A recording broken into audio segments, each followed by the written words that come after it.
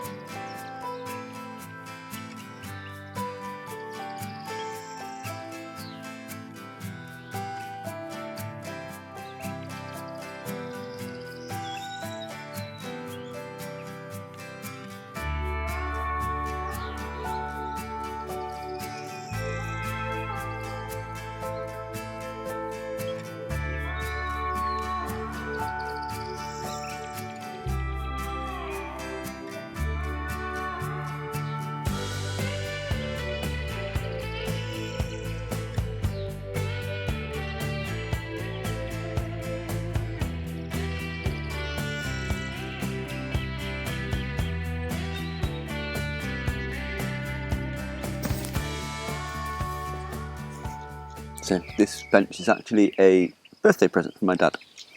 Usually he gives us some money and we go out for a meal, but seeing as Chris is basically on a diet of chips at the moment, we decided we would get something for the garden instead, and it's something that he said he would do in this garden if it was his, and that we'd have benches everywhere. So this is bench number 1.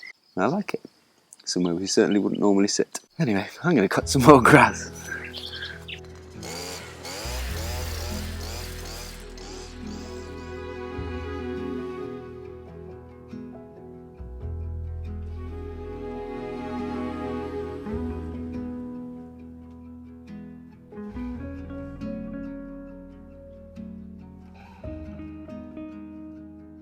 So you obviously can't tell this very well, but the ground is actually still remarkably boggy, which is very annoying. And another one of those annoying reasons why having a ride-on mower isn't necessarily the answer. See what I mean? So, obviously if I went in there with a ride-on, I'm stuck. And if I go in there with a tractor, I'm going to make all sorts of mess. Same with lawnmower, I'm going to get stuck. So arguably, the only real option here is a strimmer. Or to dig a pond, which we will do, but not for a few years yet. A few more pressing matters.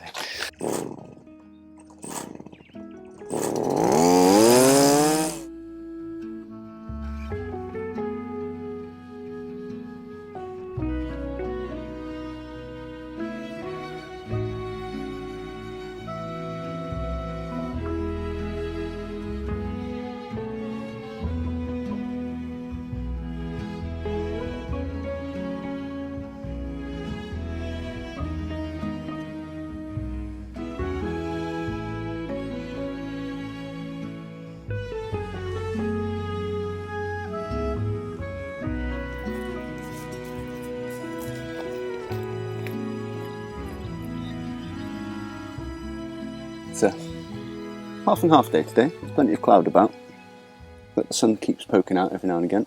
It's a nice temperature. As you can see, I'm wearing a hoodie. We are going to try and repurpose some old bits that we've bought in the past. So we have four, I think they're 240, 2m40 long 4x4 posts with some spike stakes, ground spikes, don't know, whatever they're called. And we're going to try and build a frame. We have 2 passion fruits and 2 grapevines that we'll plant at either corner. The idea being in 4 years' time we can create a canopy that will also give some added shade to the raised beds and the rest of the garden. I'm not sure if you can hear the strimmer going off. One of our neighbours is clearing their land. We are fast approaching the land clearance deadline, which is May the 31st this year. It's been extended because we've had a lot of rain. The grass is growing as quick as I can cut it at the moment. So yeah, I know a few of you leave comments every now and again about cutting the wildflowers and all the nice grasses, but in about 3 weeks' time they will all be dry as toast. And it's a huge fire hazard, and we're in a big fire hazard area in Portugal, unfortunately. We're pretty safe because we've not got too many like big forests or anything like that around us, so but you still have to be vigilant. Anyway, yeah, we're going to get cracking with this. We're going to make this little area here a bit of a like an outdoor garden seating area, considering Carissa can't stand up longer than 10 minutes at a time. She's doing very well, by the way. She's just very, very tired, still a bit sicky. She's got her legs up, don't you worry. But I am probably going to need her to hold these up while I smack them in.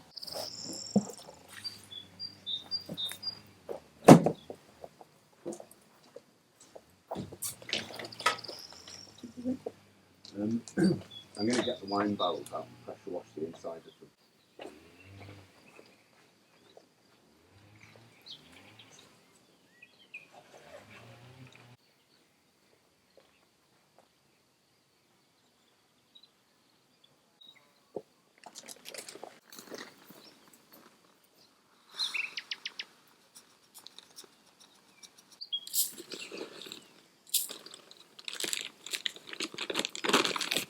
Right, a few of you have been asking about the wine from, well, it's not last year because last year's vintage harvest failed. The year before, we put the wine in some chestnut barrels, some of you may remember. Yeah, to start with, we had quite a bit of problem with the barrels because they were leaking, and yeah, basically it didn't work. I'll try and show you before I just empty it out. Okay, so one of the barrels has basically completely failed, I think. I'll come and show you.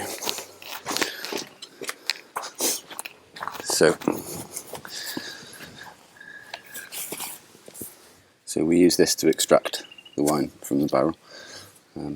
It's only, the water levels only come up to here, and when I put this in, the top of the barrel sits here. So that's how much the barrel has leaked by, and that's no angel's share, to use the whiskey terminology. That is failure, unfortunately. Right, let's go and see if the other one's any better, but I'm pretty sure it's not. That one is also terrible. Like, that's with the sediment in the bottom, so it wouldn't be very nice anyway.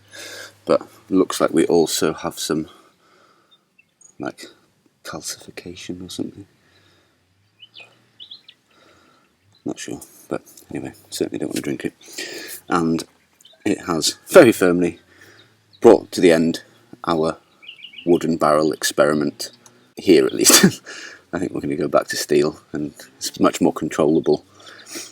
I think the big mistake was probably buying the cheapest barrels that I could find, rather than putting a bit more effort into sourcing barrels.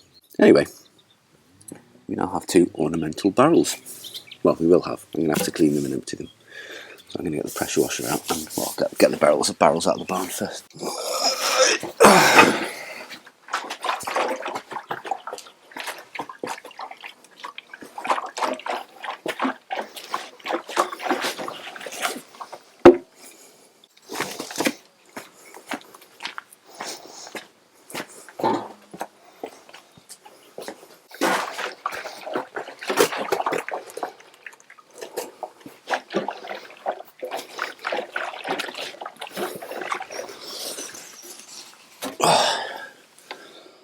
The problem with moving something that's been there for 2 years is there's all sorts of things living on it. It's a shame. Isn't it? Are you going to test it again?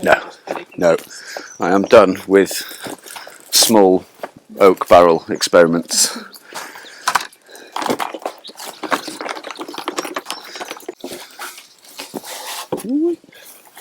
Wow.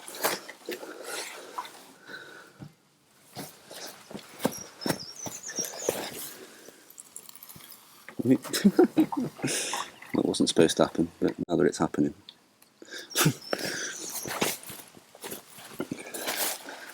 I don't know if you can see this very well, but it's like stalactites coming off the bottom of it where it's been. Oof. Oh well.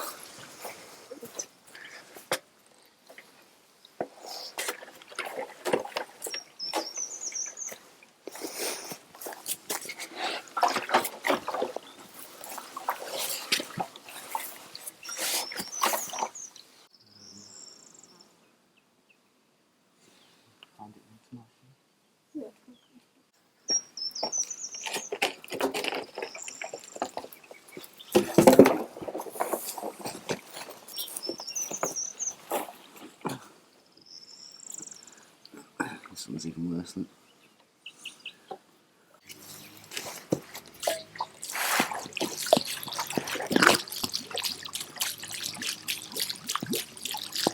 The annoying thing is it smells really good. Oh, really? Yeah, but it looks revolting. River of wine. Yeah, definitely going to stick with steel from now on.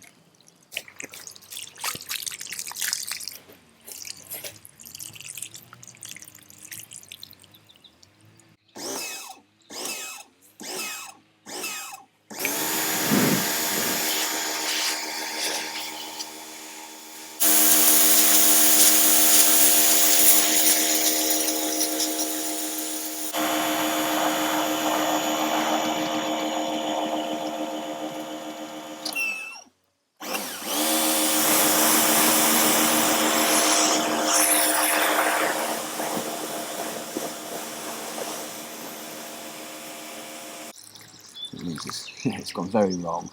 You see it all here. It's disgusting.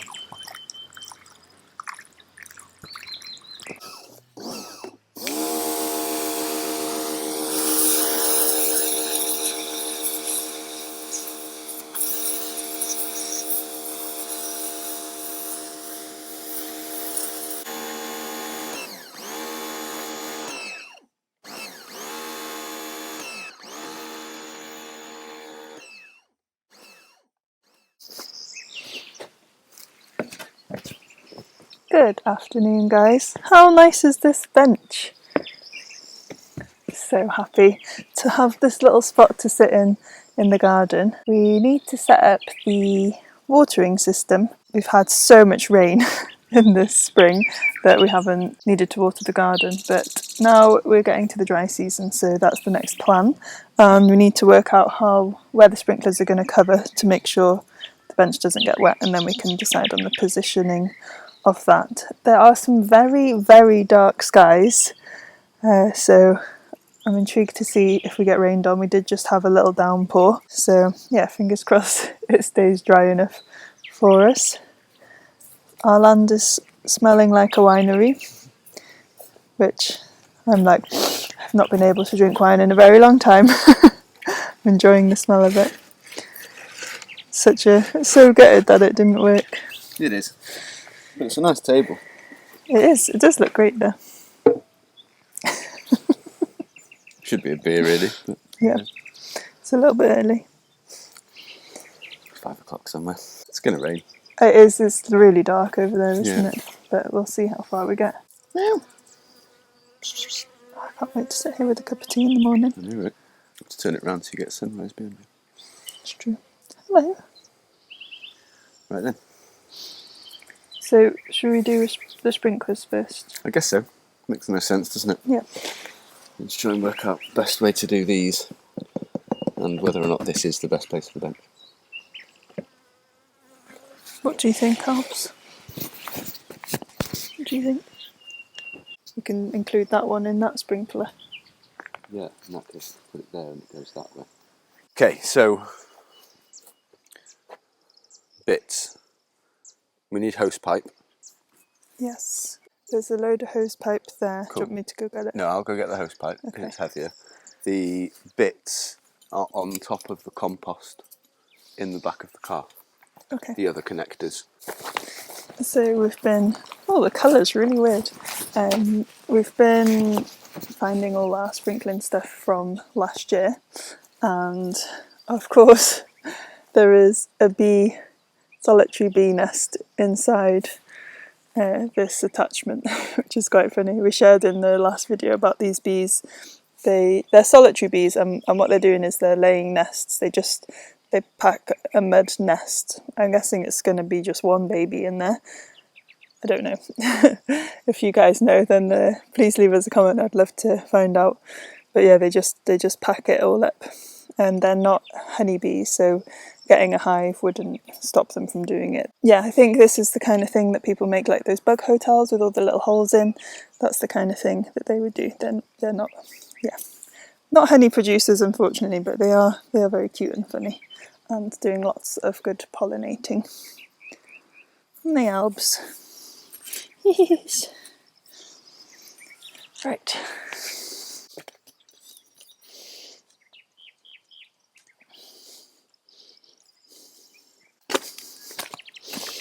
This is it from the other side. I don't know if you can quite see. But it's all packed in with kind of like a mud. I feel really bad about breaking it, but I don't think we have another one. I'll leave it for now.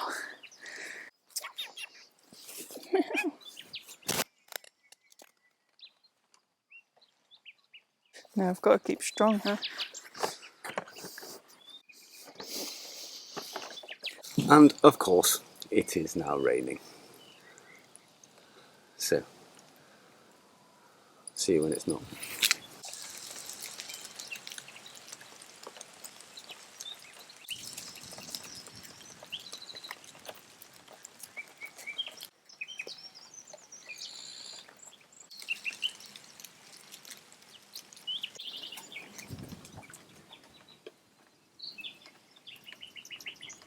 I don't know if you can see Albi, she's just there, but she's stalking something in the water. Very precarious. So if I suddenly drop everything whilst explaining this, then I have to go and rescue her, you know why. She's fallen in one before, you'd think she'd know. Anyway, so what we've got here is the jackery, which is going to power the pump. It's a submergible pump that's in the well. This hose pipe here is the out water. What we're going to do is split it to 3 sprinklers. Now, before you say, oh, you should use drip irrigation, the reason we can't currently is that this water, this hose pipe here, is unfiltered. So the drip irrigation clogs up very, very quickly, like within the first day we use it. The sprinklers do in fact clog up fairly quickly. Thank you very much, my dear. Sprinklers do clog up, but they're much, much, much easier to unclog of algae and pond well bits. So yeah, that's what we're going to do. Hopefully we can make it all work so that the whole garden is covered. Yeah, we'll see how we go. Hopefully don't get wet. And absolutely typical, it's probably really dark now. Chris has just gone up to the top to go and get an umbrella. And now the sun's gone. Thing we're not going to have enough of is these. Yep. Although that's the one with the bee. Yeah. Yeah, so we need to poke that out. Yeah, I didn't want to do it. I'm going to make you do it. So first thing I'm going to do is decrease... fight the ant nest. I'm going to put my gloves on. Good idea. So this is the pipe that comes out of the submersible pump, and it has to be this thickness, so we want this to reduce the size of the hose. We could get an attachment, but I don't have it, that I'm now going to put on the end of the thinner hose. So that's why we're having to do this, because I don't have it sized for this. Get you on to go and tighten them all up. Then what I have on this end is one that this can go into. I think it's called click lock. Click lock, there you go. If I had one of these that fit on the bigger hose, I would do that first, but I don't. And this has a little screw bit, so I can screw this into here, because this is supposed to go directly onto a tap. That's why doing the water here is always so much more complicated, because we're not just working to a tap, we're working from a well pump. We have to figure how to make things work. And then that clicks on, and now we have 2 sections that we're going to add hose onto to go to 2 different sprinkler systems. So I guess we'll put that there for now. So we have been looking for this that splits into 4, which we had last year and accidentally snapped a bit off, so it doesn't work anymore. We haven't been able to find one, so we're having to do this in a much more complicated way, and then we're going to add these to make it into a 4-way split, like this.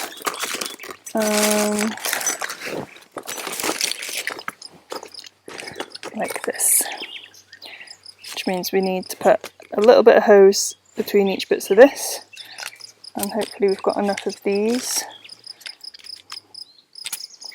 in all the different brands to do that bit, but whether we'll have enough to do onto the sprinklers, I don't think so, but we'll see how far we can get. So I need you to chop up some hose for me.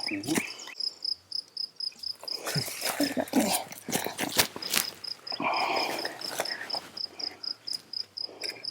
Nice. Not the best. No, terrible. it's okay.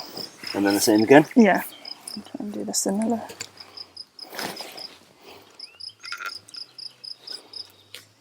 Much better. Teamwork always is better. Okay. Save you for a sprinkler.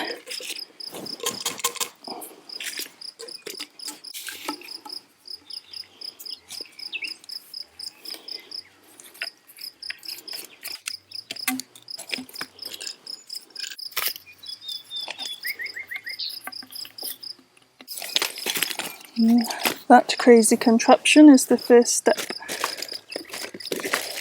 So let's see how it's running. Is this on? This on? No, I checked that they're open. In my mind, they would be closed. He's right.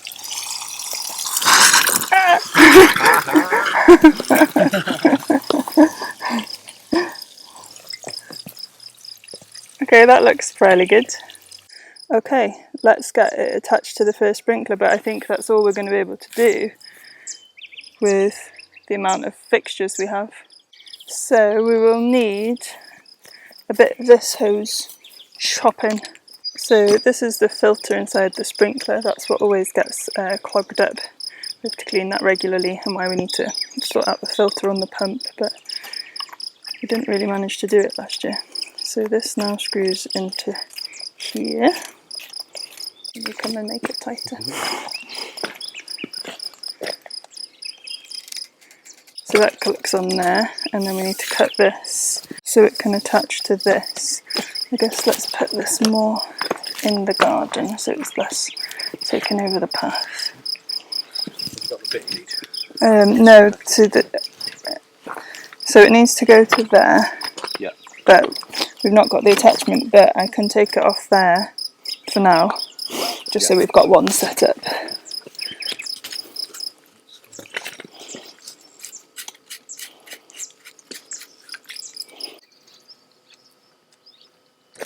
Nice.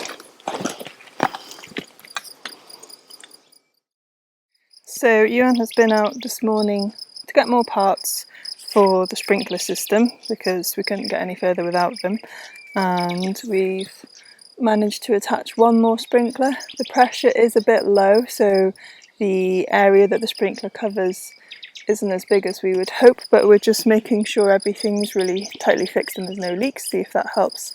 And it'll be interesting to see when we get the other two sprinklers on if the pressure's going to be strong enough to power everything. I also, as soon as Iwan got back from going out to buy these parts, I found a big piece of hose that I was looking for yesterday on top of the IBC tank, which has 4 of these attached to it.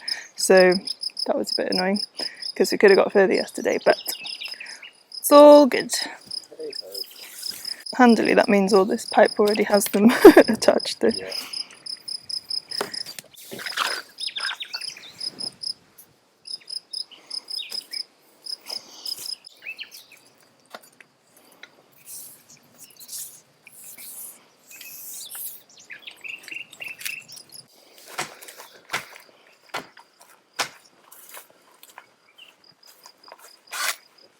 Can you do some more hammering?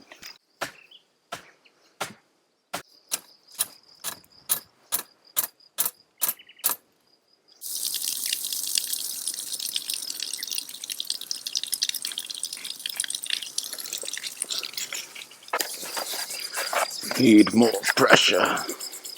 Well then, that's pretty much us for the day. Psst, psst. Hello, Simao. You don't get a Simao in the garden very often. Hello. So at the moment we have 2 possible fixes for the water pressure. One is to not use the thin pipe into the splitter where the junction is. Maybe that might help, but if it does, I don't think it's going to do too much. Next option is a more powerful pump. We do have one, like a balloon pump, that's not a submersible one. So that may work. We're just going to have to experiment, I think. These two love fighting.